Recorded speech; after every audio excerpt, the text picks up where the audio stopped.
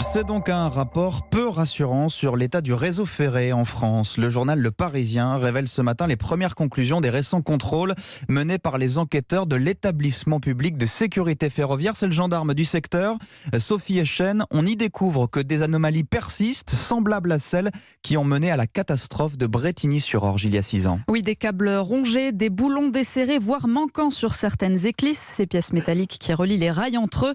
C'est pourtant cela qui avait causé le déraillement d'un train intercité à Brétigny-sur-Orge dans l'Essonne, faisant 7 morts. Les gendarmes du ferroviaire ont inspecté plus de 14 000 km de voies ferrées de la Bretagne à l'Occitanie en passant par le centre Val-de-Loire.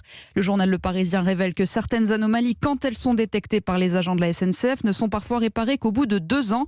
C'est le cas par exemple d'un câble défectueux sur un passage à niveau entre Le Dorat et Limoges en Haute-Vienne. Sur la même ligne, les gendarmes du ferroviaire ont repéré à 2 reprises des fils électriques grignotés par des rongeurs.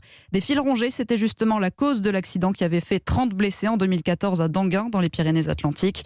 De son côté, la direction de la SNCF relativise. Si des écarts graves avaient été notés, les contrôleurs du rail auraient pris des mesures conservatoires immédiates et ce n'est pas le cas.